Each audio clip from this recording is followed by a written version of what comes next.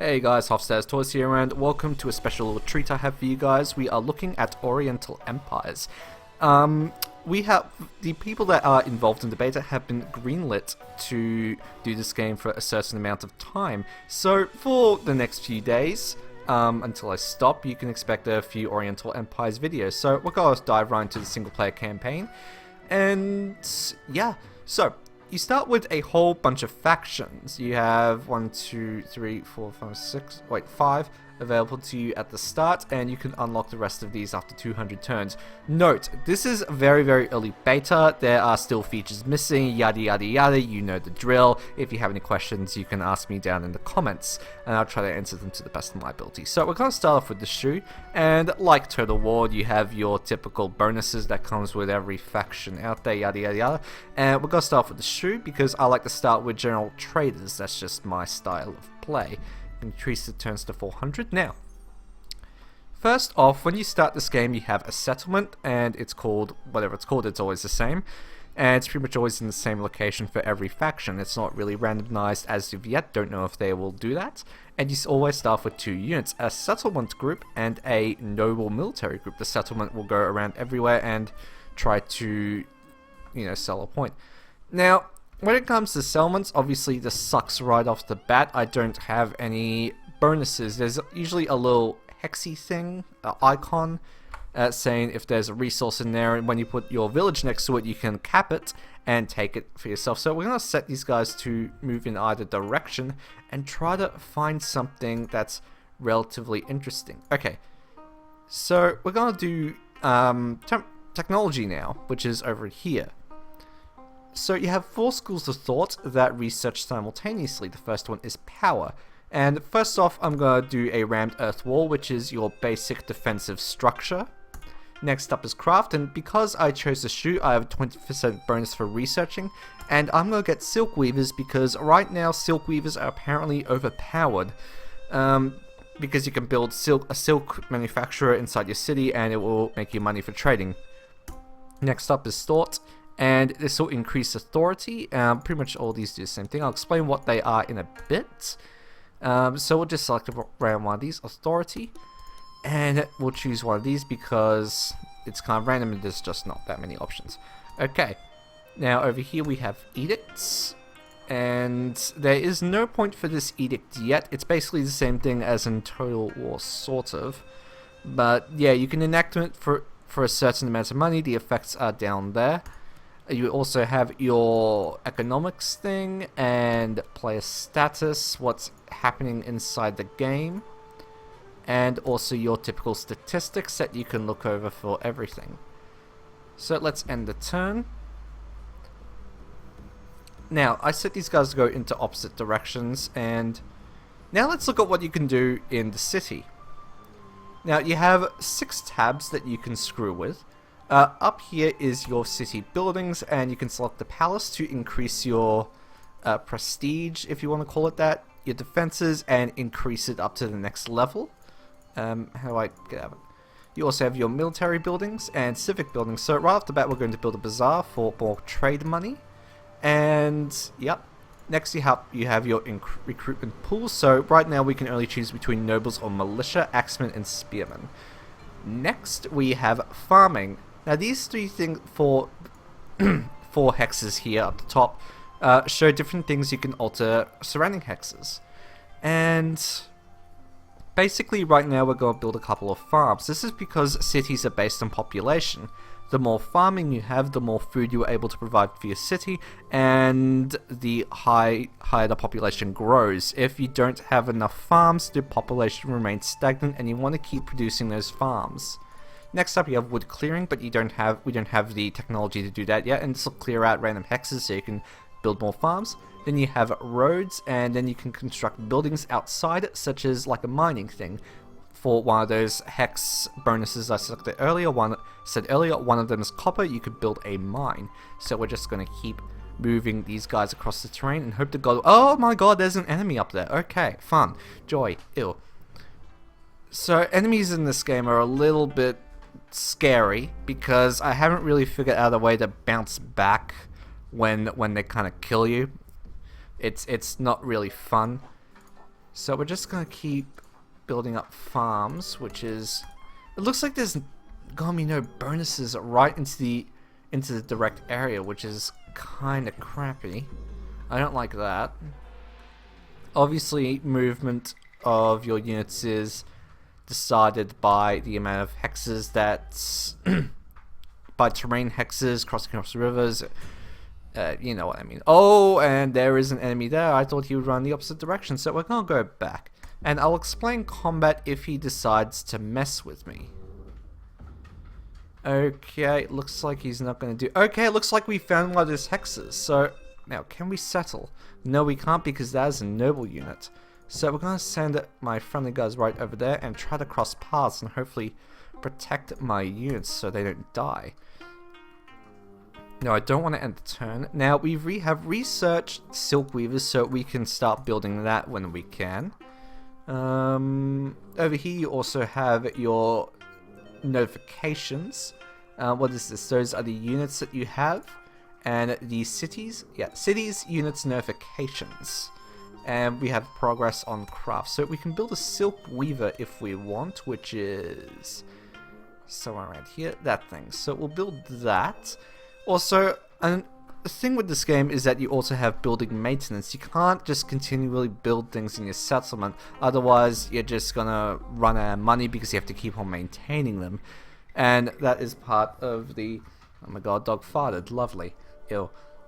And you also have the... What's this? Can't remember what that is up the top corner. Unfortunately, it's a little bit boring right now, but we're just going to keep on plowing through it. And there is road construction, so we'll research that. And roads facilitate trade. I'm really hoping that that enemy does not come near me.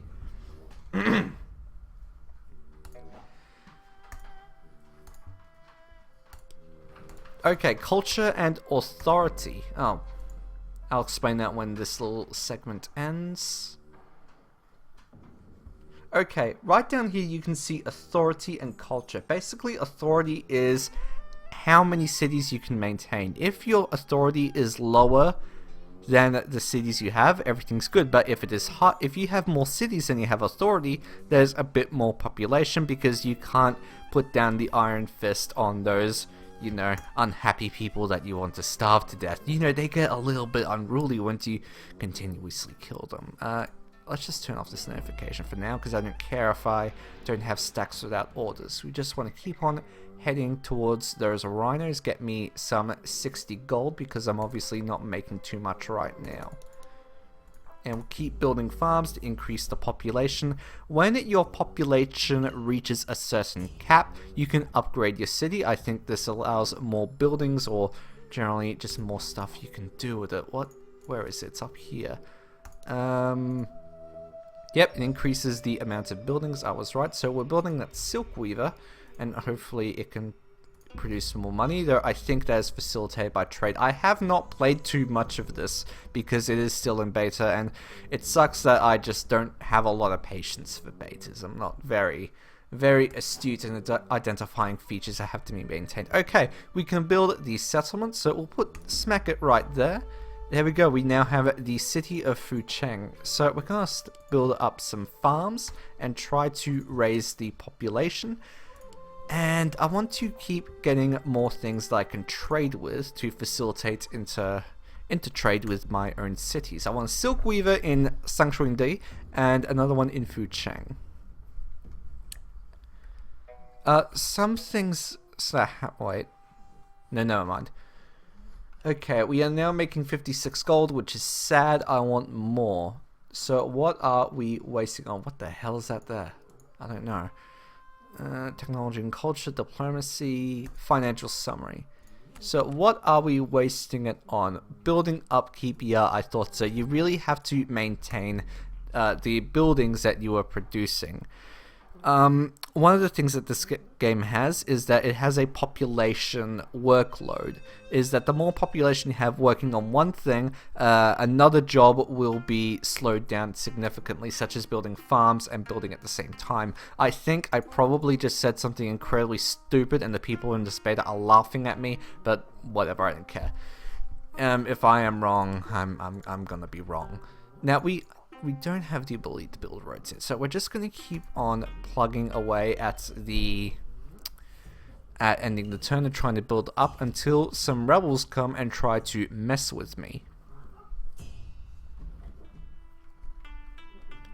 Sometimes things happen just outside the radius of your field of view, and it can... Oh, what's this?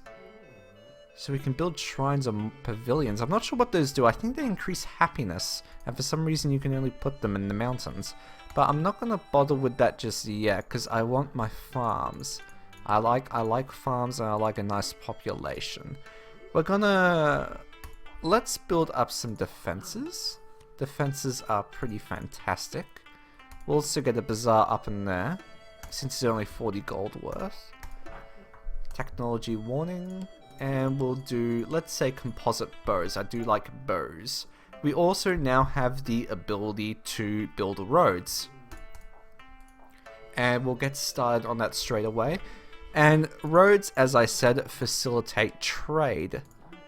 So, yep, and they will be built in 10 turns when they finally connect with each other. Because you can't build roads from one settlement to another. You have to build them to a certain extent from one settlement and then select the other settlement and meet them in the middle somewhere.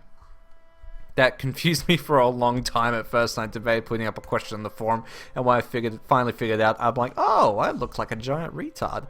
Aha! How long has this video been going for? It's been going for 11 minutes now. Apologies for no battles yet. The battles are kind of weird. I'm not 100% sure what to think of them. So we'll just keep on plugging away. I did say that I have been playing this for a while, and the thing is with this game is that it's a bit difficult. I don't really play a lot of hex-based civilization games. The closest thing I do play is Total War. I'm not really a big fan of the Civ games. Please do not bitch slap me.